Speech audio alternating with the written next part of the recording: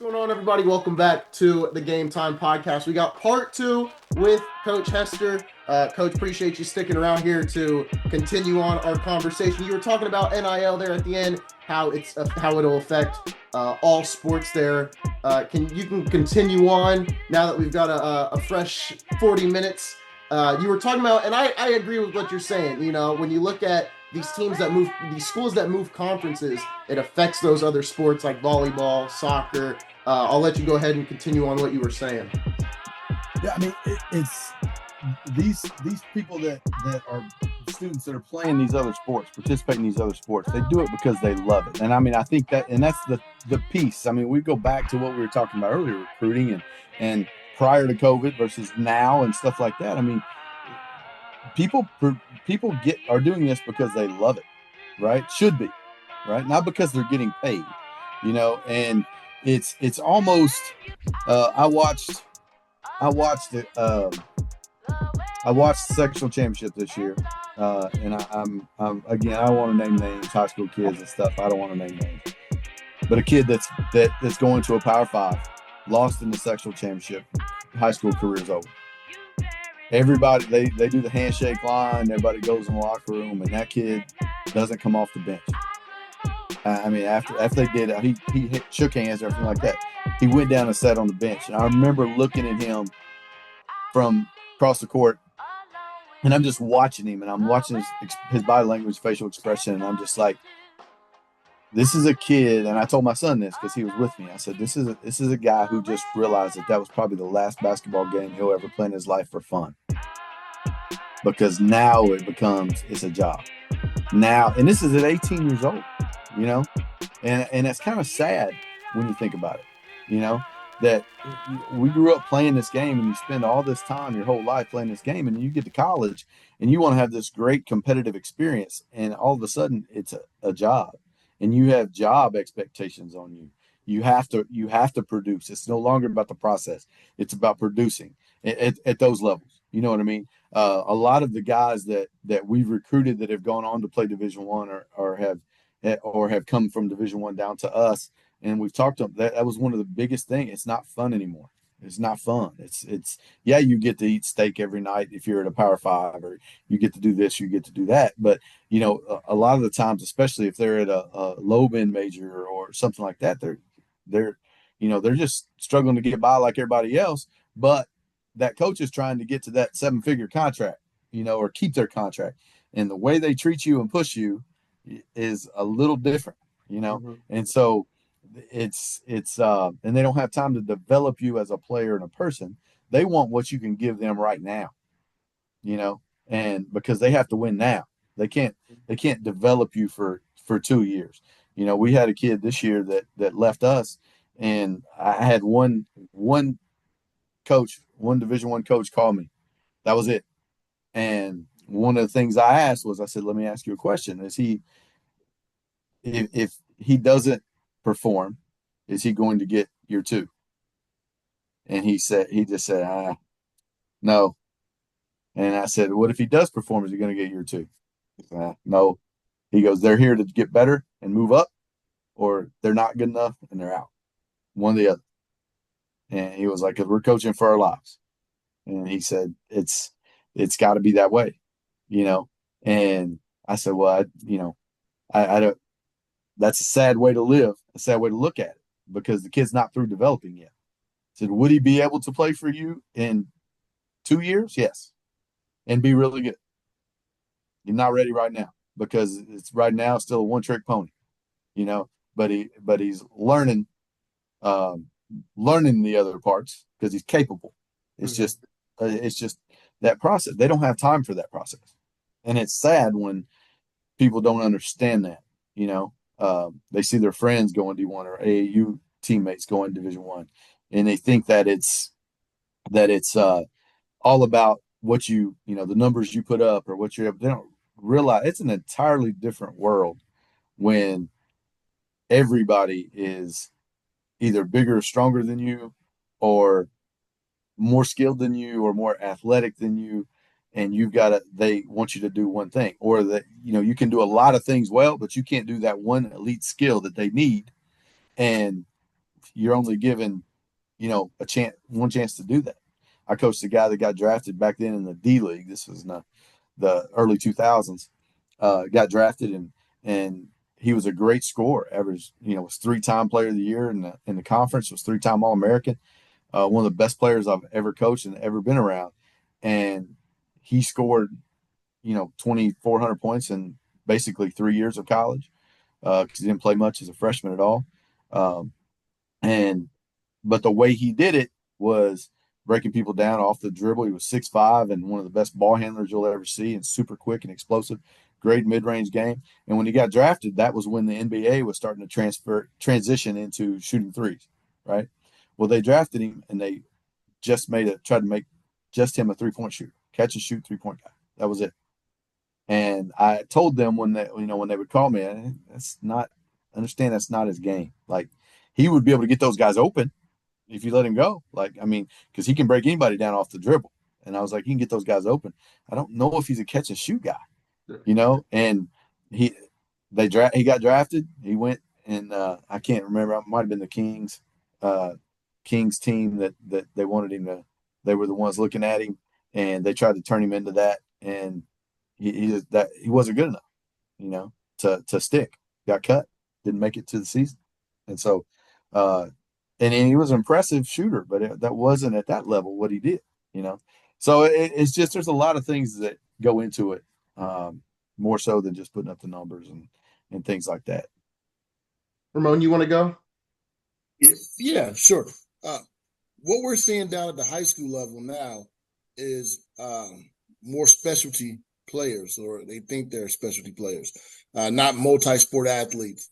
So now when you look at the recruiting of the collegiate level, and those guys have the ability to get out of transfer portal or things like that, it makes it a little bit hard for the high school guys. So now they're more specialized in saying, hey, I'm just going to play basketball for 4 and I'm not going to do anything else.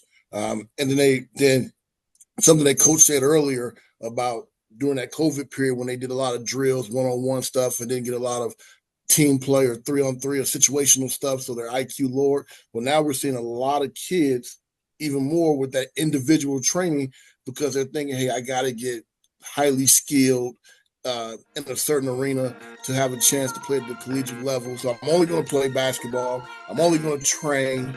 I'm only going to do this. And you don't see that well-rounded athlete physically and mentally during this whole 4-year high school process. And then I don't think a lot of parents take into account not only the transfer portal, but the measurables of their child. So now you got a kid who sees that, hey, I can get money if I play a Division I basketball. If I'm a Division I basketball player, I'm only going to train basketball, but I'm a 5'11" point guard, and I'm 17, so I'm physically not gifted. My age, I haven't even matured in any way physically. I've only worked in one sport, so I'm not really diverse in my athleticism. And I'm behind the 8 ball. And so it's hurting the quality of overall sports that we see in high school athletics.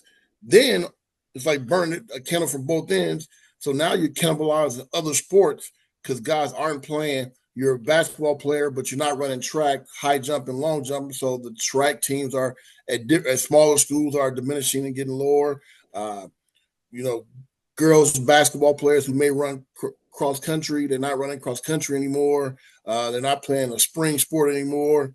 So now we're seeing only in the smaller schools, seeing basketball, boys and girls, and football surviving more, being more popular. But I don't know if they're getting better. They're popular, but I don't know if they're getting better overall because the what we're focusing on is we're not focusing on, hey, let's get better at basketball, let's get better at football. We're focusing on let's go get that bag, and so I don't think we're seeing a better brand of sports at the high school level.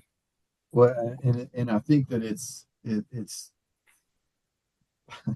I mean, there's so many places to go with this. Okay, so like number one, that 5'10" point guard. Not to say that he couldn't play that way, but he's probably thinks he's good because he's averages 17, 18 points a game or something like that in high school, taking a lot of shots and things like that. Well, when they go to the Division I level, you're not doing that, right? That's not what that's why I sucked. I couldn't handle a ball or pass it.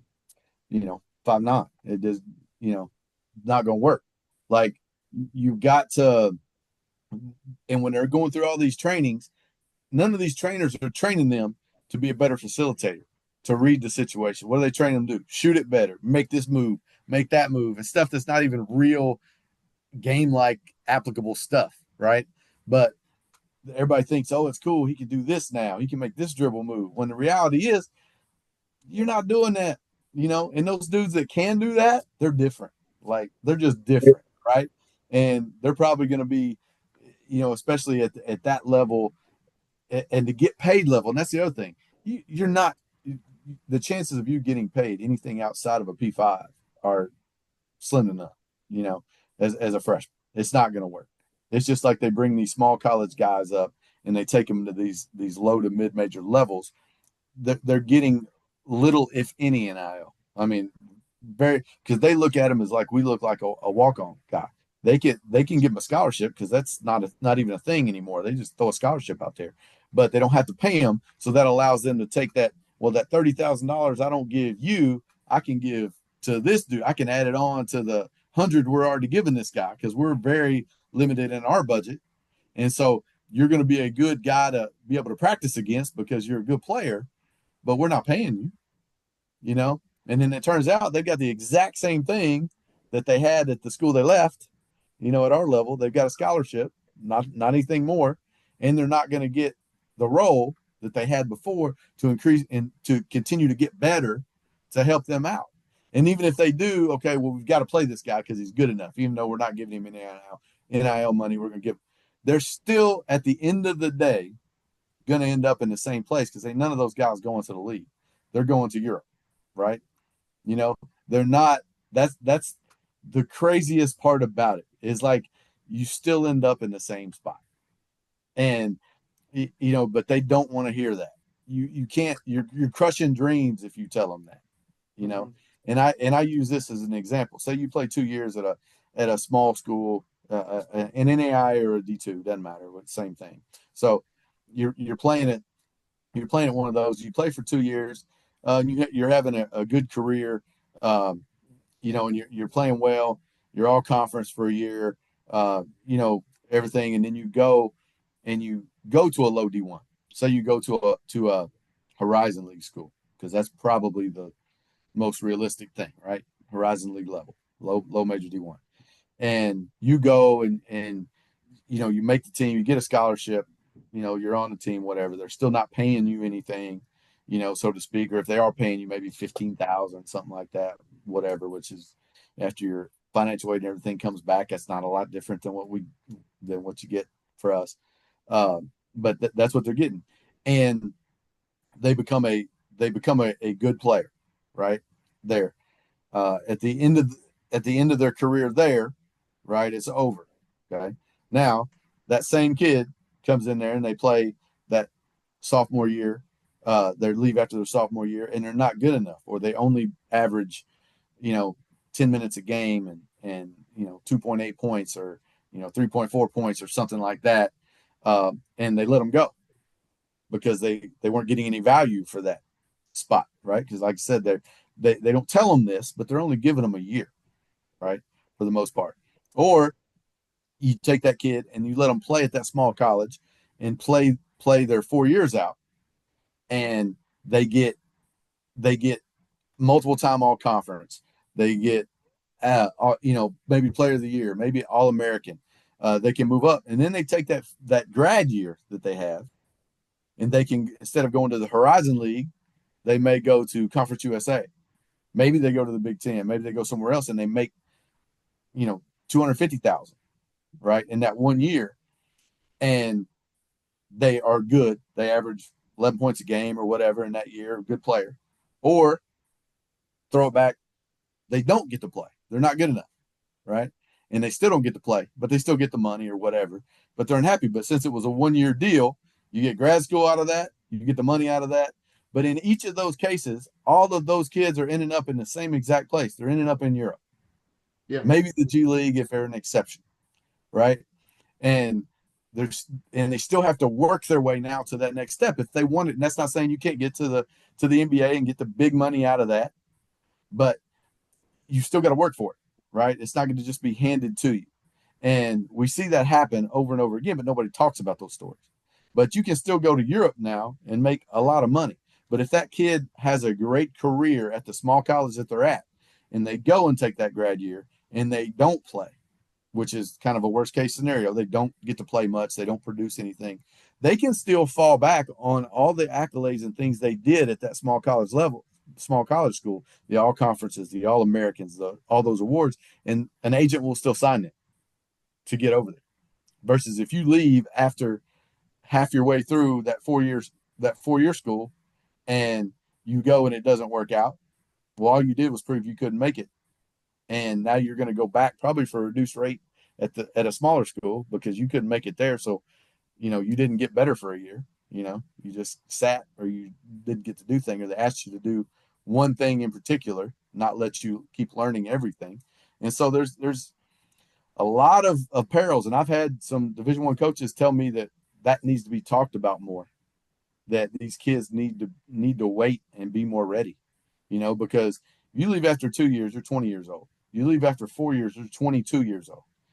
We all know because we've been there. You get a big difference in you as a 22-year-old than it was as a 20-year-old. Physically, emotionally, everything. And so it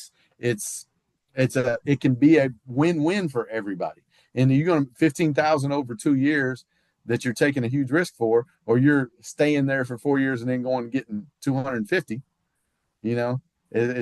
that's a big difference, right? But people aren't patient enough. Their egos, it's an ego thing. Their parents, their handlers, or whoever are pushing them to do different things, and they're not educated enough about it to understand the realities that are out there.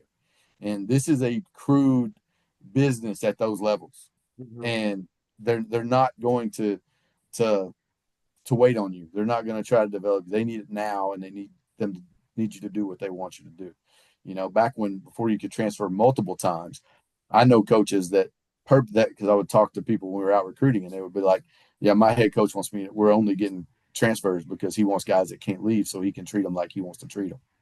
What's that tell you? I mean, that's the reality of it. Ramon, this will be a good opportunity for you to tie in your parent playbook with coaches we talked about the last few weeks ago regarding just this exact thing, handlers, parents.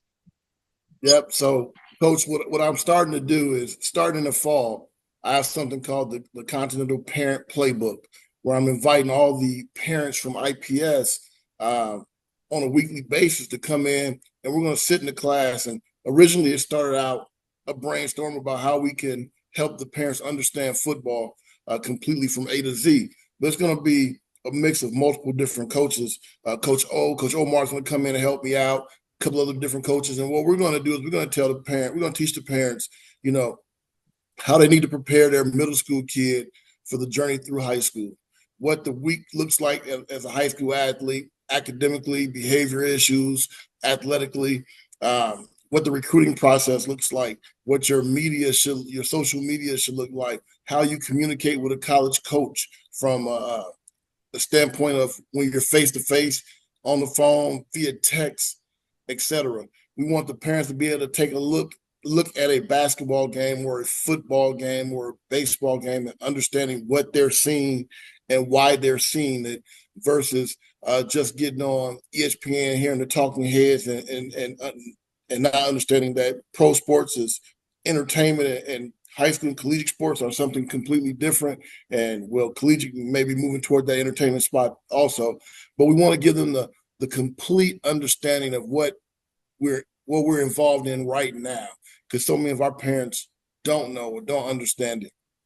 One of the things that you said earlier about the gentleman, a young kid who was at the end of the sectional game, was sitting on the end of the bench with his head down, understanding that he probably played his last pure game, enjoyment game, and now that it's a job. I tell my kids all the time, I say, you hear all the time, fellas, that if you love what you do, it's not work. And I'm here to tell you that that's a lie, buddy. It's work. It's always going to be work to be successful. It's like the question is, do you enjoy your job or do you not enjoy your job? Because it's going to be a job, bro. It's going to be work. I hope you enjoy it. And the only way to enjoy it is to understand it and prepare for the peaks and valleys. And that's what I'm here for. I'm here to teach you. This is how it's going to look at the top. This is how it's going to look at the bottom. This is how you navigate both highs and lows. And let's go from there. So that's what we want to do with our parent in that playbook. Teach them like this is what we're going into. And just like with this new settlement, this is a new avenue that even we don't understand. You guys on the collegiate understand it a lot better than we do at the grassroots level. But you see things in Yahoo articles that say the contracts, athletics contracts, going to look more like job contracts. The agreements, the language inside of them, like employment contracts. And you had to explain to a parent, like, hey, this may look like an employment contract, but they're not employees right now, and that could be confusing to a lot of people. So they really need everything to be broken down to them so they can learn. And by us on the high school level, by us doing things like this, repeating it, going over and over, we learn and we become better at it. So as the 2027, 28, 29, 30 classes go through, we become more educated, more fluid with how we approach it and how we explain it to them. So that's what we're doing. We're just trying to educate these young parents and remove some of the potholes that they may fall into. I think that's a fantastic idea. I think that the more education can be involved in it. And the reality is the people that are going to, this is what, it's a hard thing to understand, but the people that are going to make money at the college level out of high school, they won the genetic lottery, just like the guys that play in the NBA. And guys, it has less to do with their numbers they put up or the skill they have. It's the genetic lottery, and people don't want to hear that. Well, I can be the exception, like TJ McConnell. He didn't win the genetic lottery, but he's still in the 1% of people in the world on lateral quickness and speed, and he has a phenomenal skill set and an endurance rate that's out of this world, right? Because of what he's able to do. How many of those are out there? There's not many, right? There's very few. They're the exception that proves the rule. Everybody else, they see these guys on TV and they're watching them against other like-sized people. It's like when you see Tyrese standing beside Giannis, it doesn't look like it's that big of a difference, right? And then you see a video of Giannis playing one-on-one against a regular guy, and you realize, then you see, like, it's different. Like, I can pick my guys out. We have a Meijer right beside campus that our guys shop at for their food, right beside their apartments. If I'm in there getting my groceries or getting something like that, and I can pick out one of our guys like that because they don't look like a normal person, right? They're wider, they're bigger, they're longer, they're taller, they're all this. The way they walk, it's different than a normal person. Well, they would look like a normal person compared to an average NBA guy, And it's like, and then you take the NFL guys on the football side of it. I mean, people don't realize how big, a linebacker, 6 foot, 6'1", 240 pounds, that can run at the speed of more than any other average human being. People don't realize what that looks like. Folks, they had no true story. My son played high school football in the Mid Conference. That's a great story. played outside linebacker, right? It's one of many great stories, funny stories to me. But this one, he played outside linebacker. In his last year, he was in the top 2 in tackles in the MIC, 100 plus tackles in the MIC, double-digit tackles per game. And everyone, including his mom and stepdad, was like, hey, why doesn't he have these incredible Division I offers? All right. And so we're talking to a couple college coaches because I'm on staff. I coach backers. And one coach from the University of Toledo told me, if your son was he's 6'1", edge rusher.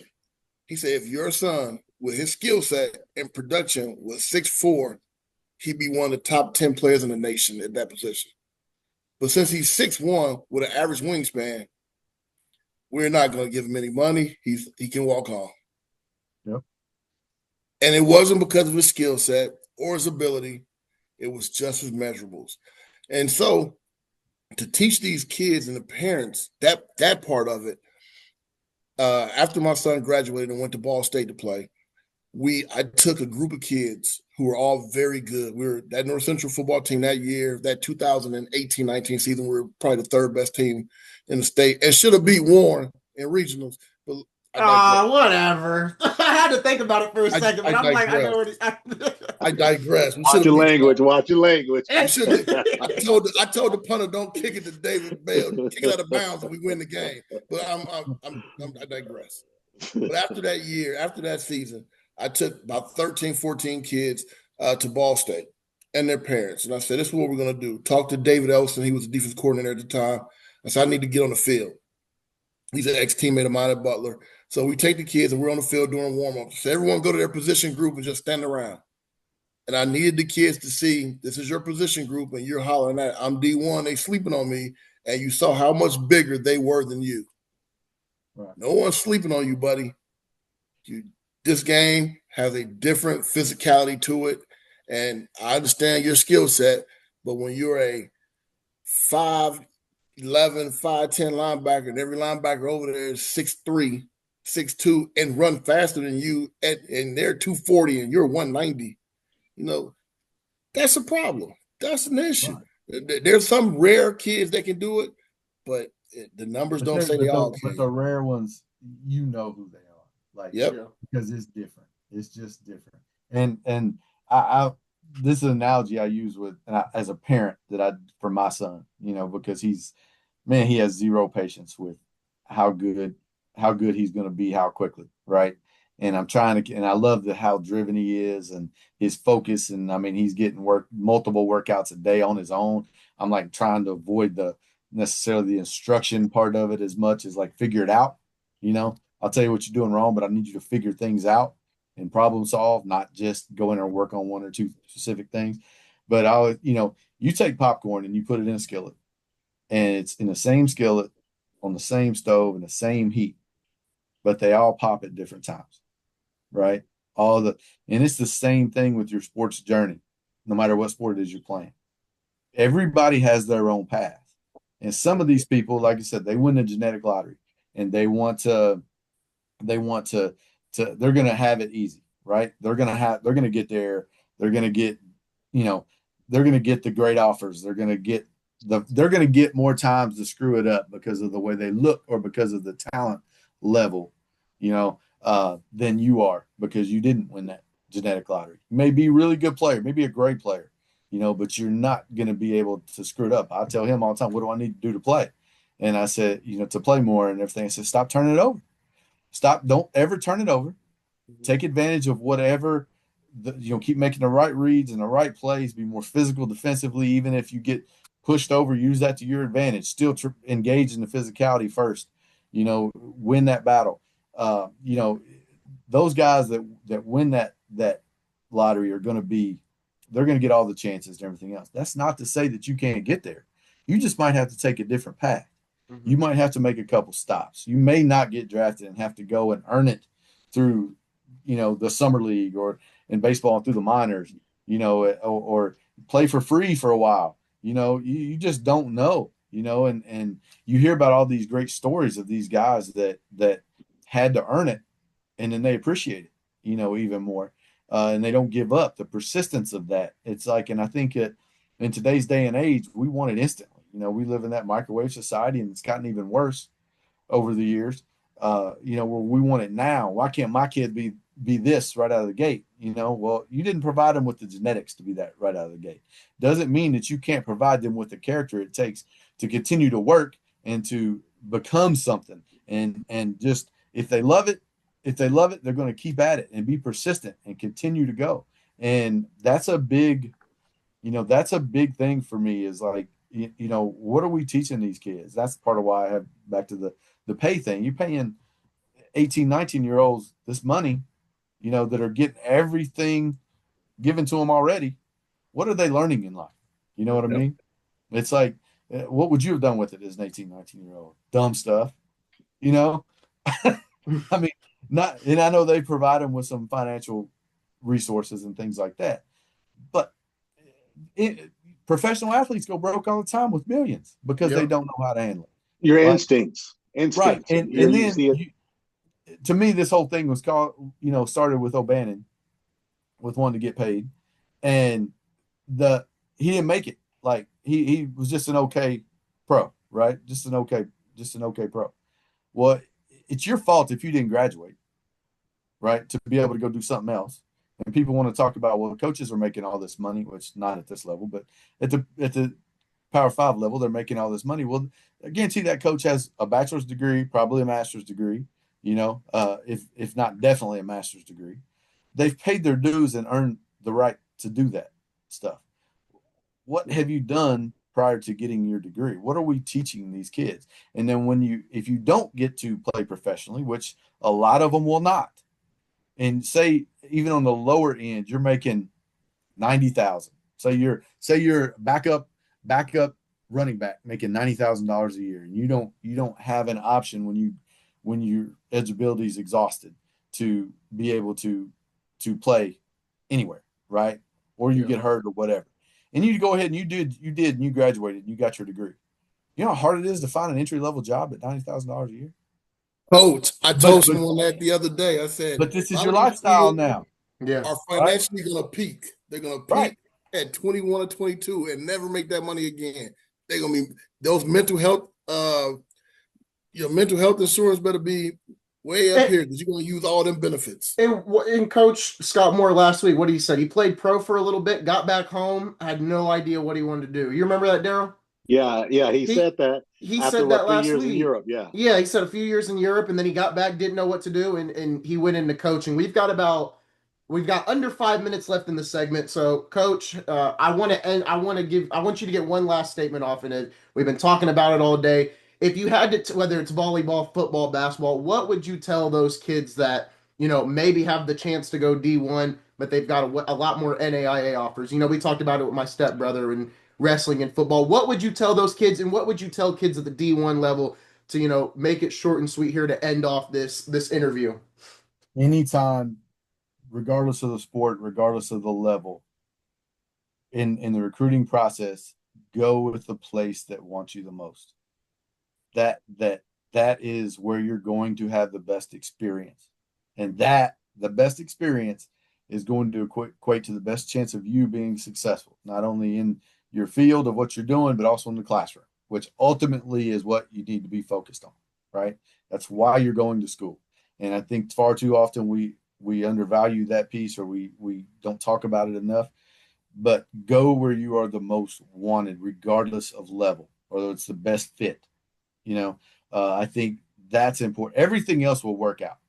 Everything else will work out. But the people that want you, and if you've ever been recruited, who wants you the most. They're at your stuff. They're Yeah. making the most calls. They're the most engaged.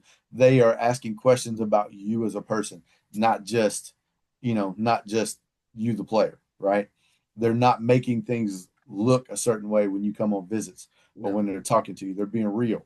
You always say real recognizes real, right? You know when they're being upfront with you, and it's like we tell this on every kid on our visit. We're not changing one thing for you.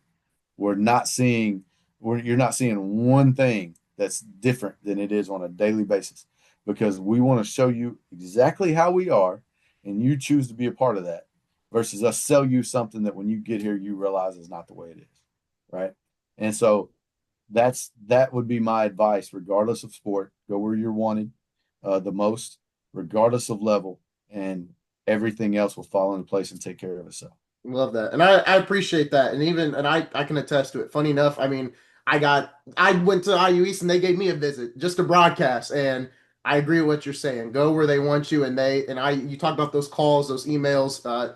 I'll give him a shout out. Kyle Wright. He was the one that was calling, emailing, and he made me feel like I wanted to be there. I've been at IU East for 3 years. I've got one more year in a semester, and I've loved it. And Coach, I appreciate you coming on. You've always had my back since I've gotten there. So I appreciate you not only giving us one part, but giving us two parts. It's been a great interview, fellas. I talk a lot. I can't shut up.